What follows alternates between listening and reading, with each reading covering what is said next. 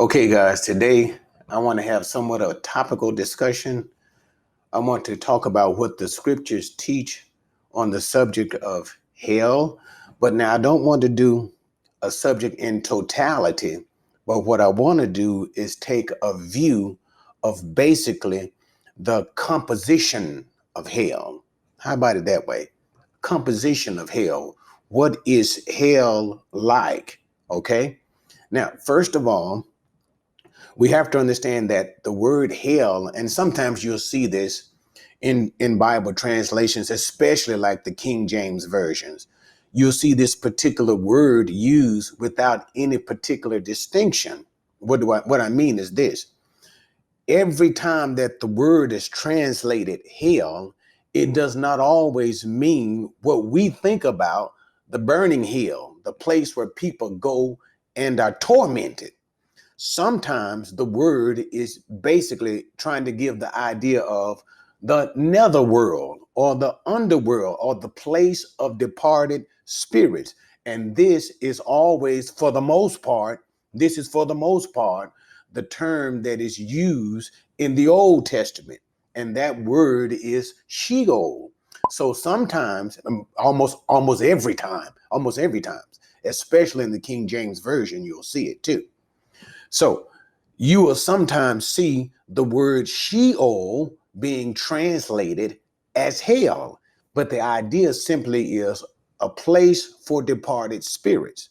And with respect to this idea, it didn't matter whether the person was saved or it didn't matter if the person was unrighteous.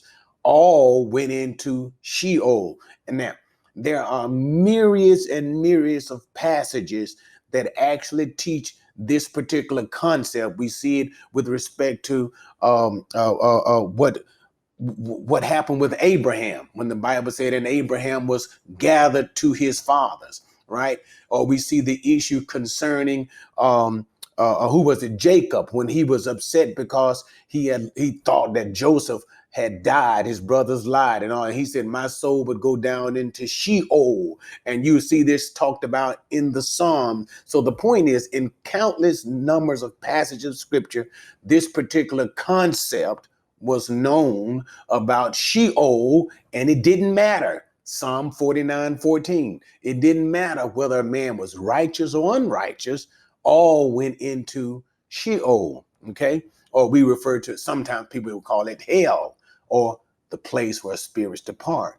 Now, what I want to talk about in this particular lesson is, and I kind of find it difficult to sometimes term it up. I sometimes want to call it the compartments of hell, as people would say. And and that's probably not the best way to say it, but I don't know. I kind of like it, guys. But how is Sheol composed? What is hell composed of? How about it that way? And that's what we're going to talk about. Okay. Now, here's the point. And I want to deal with a few passages. And because we're dealing with such a broad subject, guys, of course, we can't go into all of the details that we normally go to. All right. So we're going to have to deal with this kind of like with broad strokes. We just want to make the point to demonstrate or to teach today what is the configuration of the afterworld. What is Sheol? What is hell like? All right. 2 points. Sheol, or a place of departed spirits, some hell, okay. Sheol has 2 functions. It is a place for both man as well as angelic beings. Okay. It is a place for both man as well as angelic beings. And since I'm here, and I must apologize because it will be a very lengthy teaching. To be honest, it'll probably be about a 4-hour teaching. Okay. So that's why we have to speak in such broad terms. Every time that the Old Testament speaks of Sheol, it always uses the language downward. It always says going down into Sheol. Okay. An example of this again, Genesis, 37, 35, something like that, going downward. The point is that Sheol is in the center of the earth. That is, it's in the center of the earth. So whatever we're about to say concerning this whole issue of Sheol or hell, is compartments, is configuration, however you want to put it, it lies within the center of the earth. All right. Now, what were we saying? That it is a place, it functions as a place for man, and it functions for a place of the angelic. Now let's first look at a place for man. This Sheol, or sometimes generically refers to, King James Version especially, hell or whatever, place of the dead, a place for man. Let's turn to Luke. Luke 16, and we all know the story of the rich man and Lazarus. And for the sake of time, let's just get right to the point, okay? Verse number 22, Luke 16. Now the poor man died and was carried away by the angels to Abraham's bosom, and the rich man also died and was buried. All right, now let's deal with that. So we see here we got the death of Lazarus and the death of the rich man. There are some wonderful points here that we cannot make every point, but there are some things I will highlight. Notice that it says he was carried away by the angels. And here's a blessing for all of the saints. It's a wonderful blessing. And this is something I always thought was such a wonderful thing. People say, well, when you die, you go to heaven. My question is, how do you even know the way? All right, that's enough. The point here is, at the death of the saints, the angels carry us to our destinations. Okay, so if we're saved, the angels take us to heaven. All right, but here's the point. So he died and the angels carried him to Abraham's bosom. And notice I have that in highlight. Abraham's bosom is also what the Jews call the same thing that we're speaking of now, Sheol. This is a place of the dead. It is also what the Jews call paradise. Okay, and allow me to stop here. Do you remember when Jesus was on the cross between the two thieves, and one of the thieves believed in Jesus, and he said, Lord, remember me when you come into your kingdom. You remember that? And Jesus said, now notice the language, and we don't have time to get into all of the nuances. Today, this day, you will be with me in paradise. I thought Jesus died that day. He did. But what happened? His soul went into paradise. You got it? That's the same thing that we're referring to here in verse number 22. The Jews call what? Abraham's bosom. All right. So this is Sheol. And notice what it says also too. And the rich man also died. Look at verse number 23. And in Hades. Okay, let me just pause here.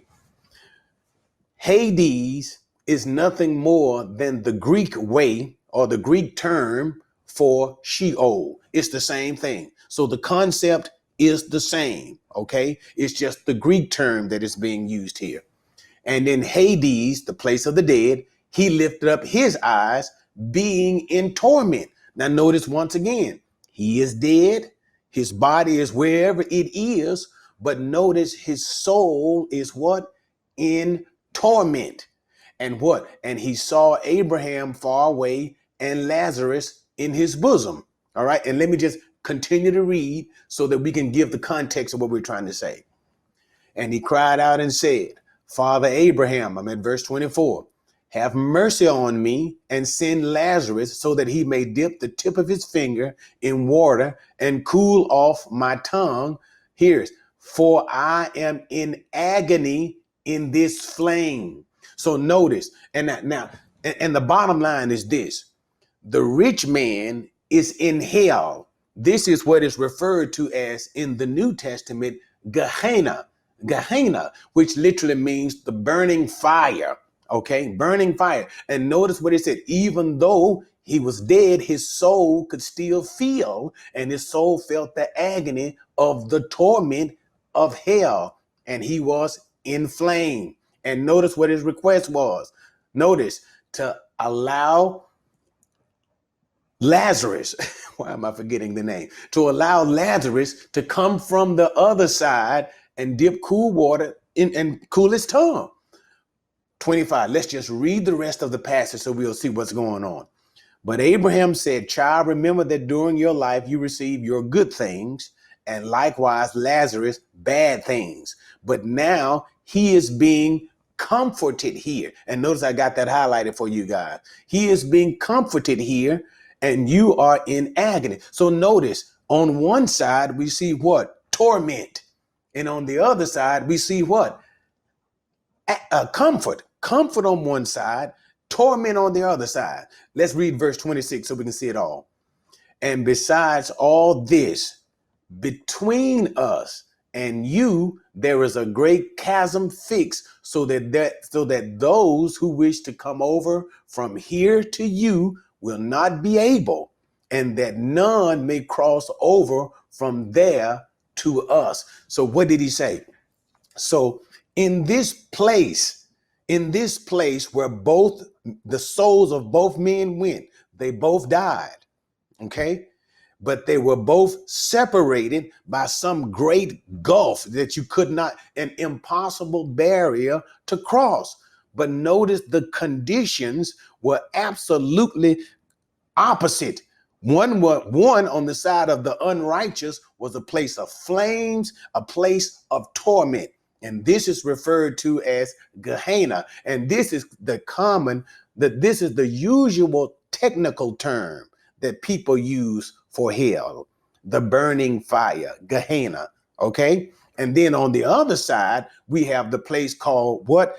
Abraham's bosom, also referred to, remember, as Jesus on the cross, paradise. This is a place of comfort for the saints.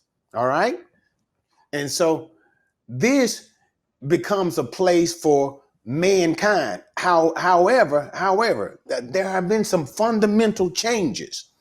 Now, let me make this point, and I'll get to it later on concerning the burning fire itself. I'll get to that particular point, but let me make a point about paradise.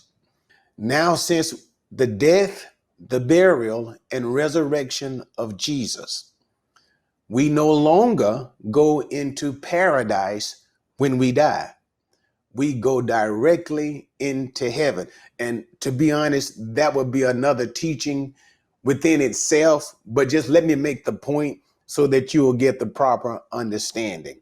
So what I'm trying to say is paradise that we see in Luke chapter 16 is empty. There are no more saints. There are no more righteous people in paradise. Since the death, the burial and resurrection and ascension of Jesus into heaven, he cleared out paradise, fulfilling Psalm 68. I think there's Psalm 68 and verse 18. But anyway, you'll see it in Ephesians 4 and 8. Let's just turn to it very briefly so that you can see what I'm talking about. Ephesians 4 and 8. Okay. And basically this is nothing more than Paul telling us how that Jesus fulfills Psalm 68 and 18. Therefore, it says what? When he ascended on high, that is Jesus, and ascended on high simply means when he returned back to heaven. When he ascended on high, what did he do? He led captive a host of captives, and he gave gifts to men. In other words, when Jesus ascended to heaven, those saints who were in paradise, I almost feel like you want to ask me, why are they in paradise and why didn't they go to heaven? Okay, I guess I'll answer that question. All right. But let me finish the point. When Jesus finished his work of redemption, when he died on the cross, when he shed his blood, okay, the price was paid. The price was paid.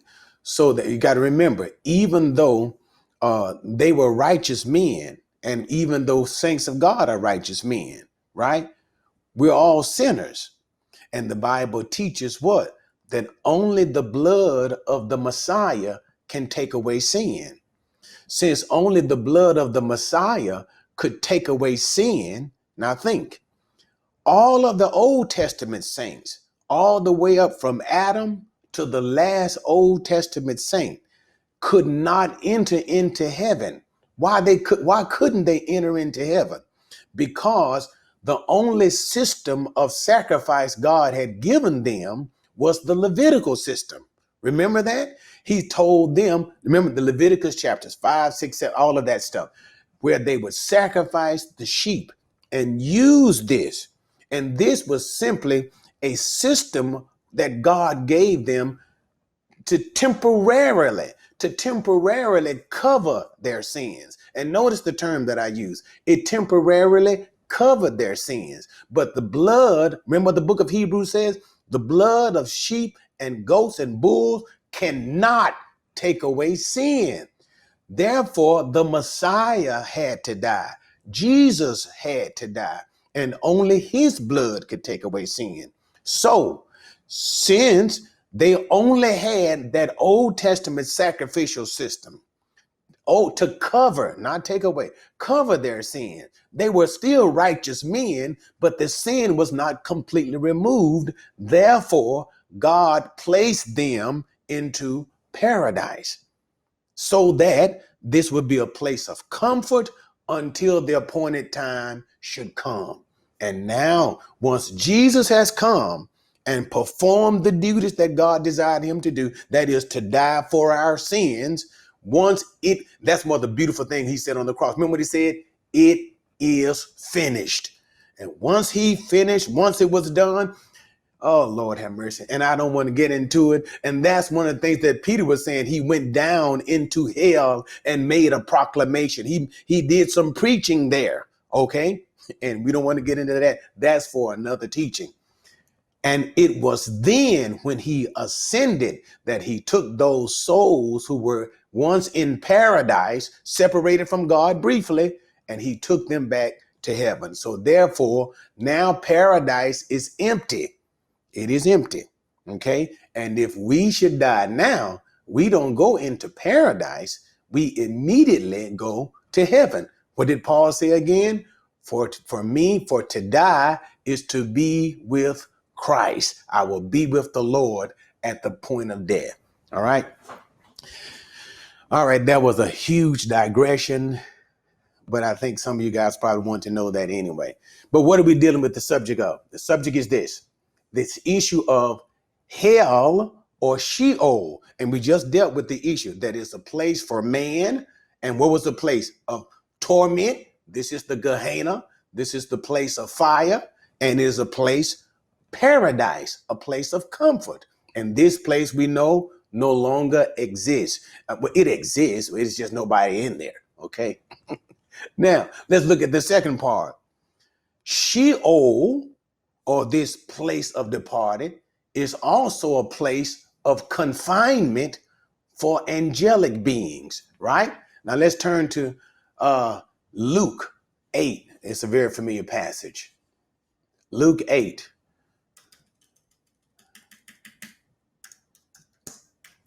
And let's see, what's about verse number 27, something like that. We want to get right to it.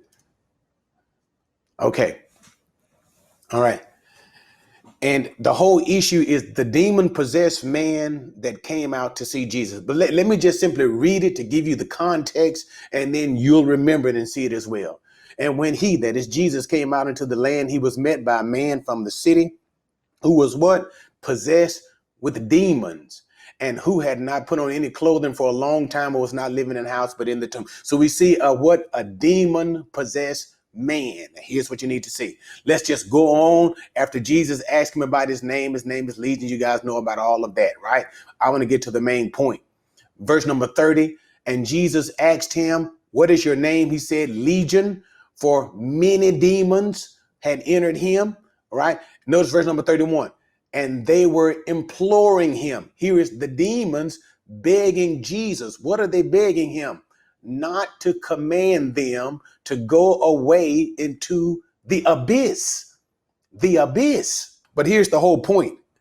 This place is a temporary dwelling. It is a temporary dwelling for demons. So consider like the Sheol, hell, a compartment of hell is a place for where angelic, these are demons. When I say angelic beings, these are demon spirits, not the good angels, not the good angels. I mean demons. And always remember, okay, let me just stop and say this, because I think sometimes people have confusion, and I haven't taught this before anyway. But demons are nothing more than fallen angels. Okay. So whenever you see demons in the scripture, we're not talking about some emanations and blah, blah, and whatever.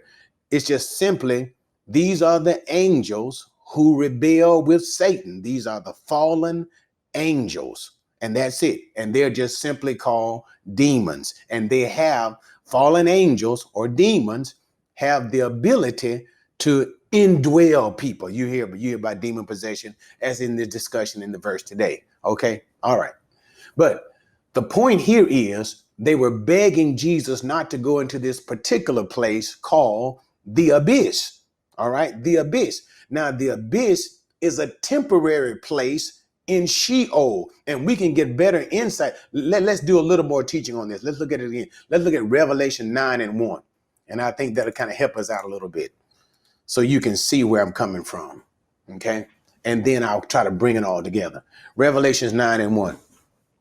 Then the fifth angel sounded, and I saw, and it is so much to this, guys, and I'm super sorry, but this is the only way that I can discuss it in a topical format. I can't deal with all of the nuances of the verse, so I apologize for that. Fifth angel sounded, all right?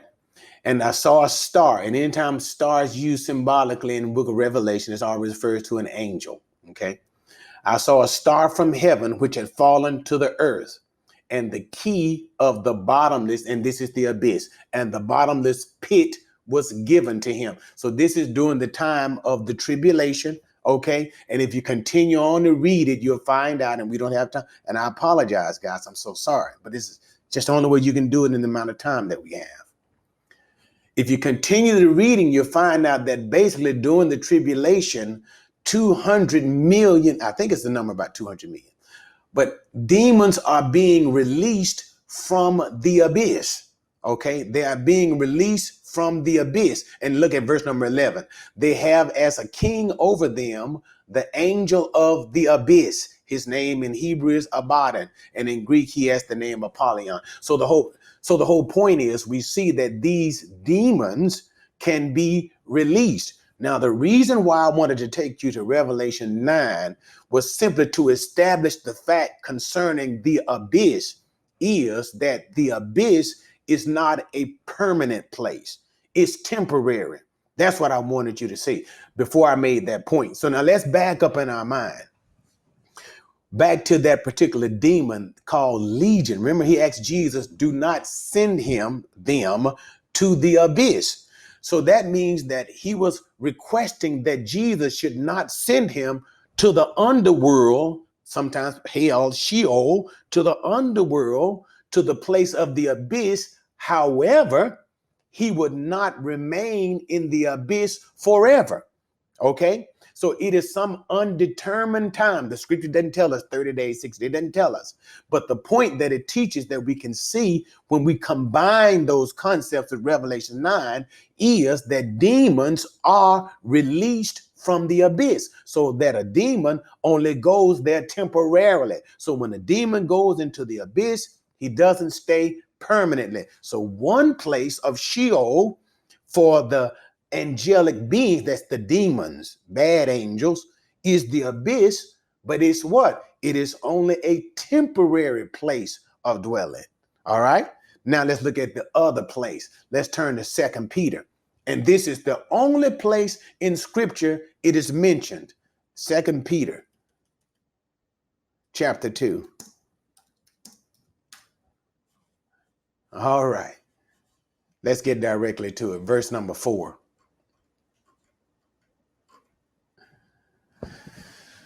For if God did not spare angels when they sinned, notice the concept again now. We can't do it all the nuance. Sinning angels, no good angels are here. No good angels are in the abyss. No good angels are in Sheol, okay? For if God did not spare angels when they sinned, but cast them into hell, and I got that highlighted, hell. Now that word used for hell is Tartarus. Tartarus. All right, what's the point? This is the second place. Remember, there's a place for man, all right? That is Gehenna, hell of fire, and paradise. Paradise is empty. And there's a place for angels. What? The abyss, which is temporary. And now we're being introduced to this place called Tartarus. Many times you see it translated simply hell. But if you actually saw the word in the Greek, you would see it as Tartarus. Tartarus. And this place is different. Let's watch and see what it says. Cast them into hell and committed them into pits of darkness. Notice, so Tartarus is a place of darkness reserved for judgment. You got it? And let's just read it for to understand what's going on. I'm going to do this to try to help you guys. I can't get into it, but I just try to give you some context to who these particular angels are who are in Tartarus and what their sin was. Look at verse number 5. Concerning those angels who are reserved into Tartarus, 5, and did not spare the ancient world, but preserved Noah, a preacher of righteousness. So notice it ties the time of these angels with their sinning to the time of Noah. And what was going on in the time of Noah, we also see what was going on in the time of Noah. Remember, and I did this teaching already, and you guys may want to check it out, called The Sons of God. All right, so that's basically Genesis chapter 6, Genesis 6, 1 through 4, when we see that the sons of God, and these are angels, bad angels, not good angels, bad angels, or simply we would call it now what? Demons. When the sons of God saw the daughters of men that they were fair. Let's just turn to it briefly. It's going to be ever so briefly. Genesis 6. See, look at verse number 2. That the sons of God saw the daughters of men were beautiful, and they took wives for themselves. So this is the occasion that Peter is speaking of, when these particular angels did, and notice again, okay, for further context to it, let's turn to Jude 6. Jude also tells us what was going on here. He seconds the motion, if you'll let me say it that way. It's Jude 6. And angels who did not keep their own domain. They didn't remain in the habitation that they should have, right? But abandoned their proper abode. Notice, what has God done? He has kept in eternal bonds under darkness for the judgment of the great day. Notice he is kept in what? Eternal bonds. Now let's go back again to 2 Peter. 2 Peter, so we can finish our point. Remember what 2 Peter said? He said, and we can get to it sooner or later, that these angels are kept in Tartarus. So therefore, what do we learn about Tartarus? Unlike the abyss, which is a temporary place of confinement, Tartarus is a permanent place of confinement. In other words, for the angels who committed the specific sin of sexual immorality. What sexual immorality? That Genesis chapter 6 issue of marrying human female women. That was forbidden. It is forbidden for angels to engage in sexual immorality, for sex, period. Sex, period. But these are evil angels, and of course they did that, and we can always talk about the reason, okay? But that's not in this particular discussion. But the whole issue is, for the judgment on that particular sin, God put them in chains. He had them put in chains and placed them into the confinement of hell called Tartarus, and they are there permanently. They will never come until the day of judgment itself. All right. So what did we learn? We learn concerning that hell, it's a generic term. It basically means Sheol. Okay. And Sheol basically is the place of the netherworld, place of departed spirits, right? It is a place that has a compartment for man, and that compartment for man is Gehenna, the burning hell, and that's for bad men, wicked men, unrighteous men. And then there's another part for man, and that place is called paradise, also called Abraham's bosom. Okay. And it's that place, paradise, Abraham's bosom, is empty. Jesus emptied that out, and he took those souls with him when he ascended back into heaven.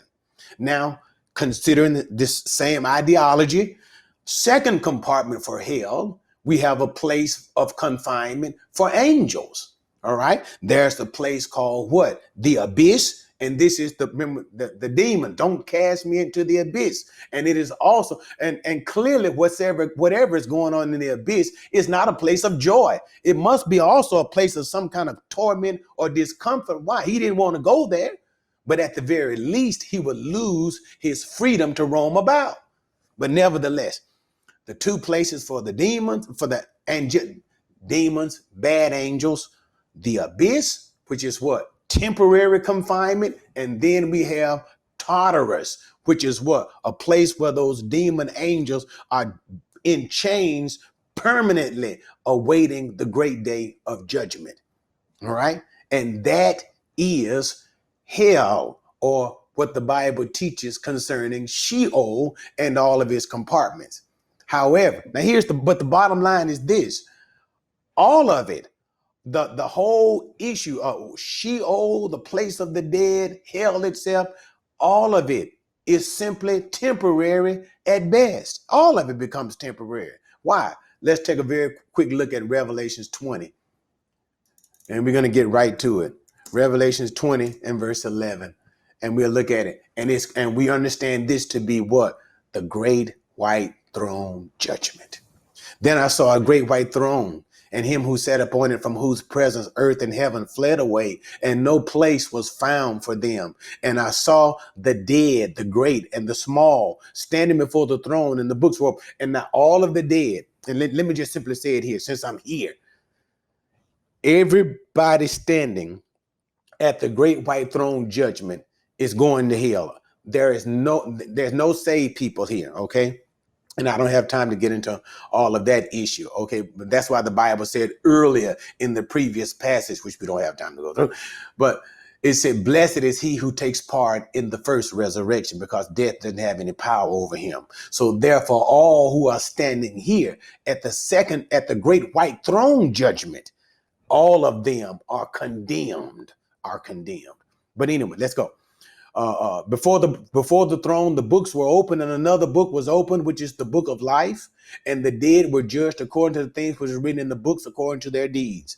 And the sea gave up the dead which were in it. The death. Here's the point that I'm driving home. Verse number 13. Remember, I said all of these things were temporary. Sheol is temporary. Hell, Gehenna, the burning lake, the burning fire that people, if you should die right now and you're not saved, you go to hell. Okay, Gehenna. That's what that term is all about. That's temporary. Okay. Verse 13. The sea gave up the dead which were in it, and death and Hades gave up the dead which were in them, and they were judged. Notice Hades. What is Hades again? Hades is the Greek term for Sheol. So all of it is just temporary. All of that place. Sheol is temporary. The place for again, let's just break it down one by one. Gehenna, the burning hell, is temporary. Paradise is temporary. Place for angels. The abyss is temporary. Tartarus, even though angels are there permanently, but it's still temporary in the sense that what? Hades gave up the dead which were in them, and they were all judged, every one of them according to their deeds. Verse number 14, and it drives home the point. Then what? Death and Hades were thrown into the lake of fire. All of it. All of it, everything that had to do with death itself was thrown where? Into the lake of fire. So all of these things end up being temporary. All right? All right. All right, guys. Thanks for joining me. Sorry that it took a while. And if you got any questions, leave a comment, leave a suggestion. And if you think there was something that you want me to kind of deal with a little more in detail, let me know. And if you haven't subscribed, subscribe. And again, thanks for joining me, and see you next time.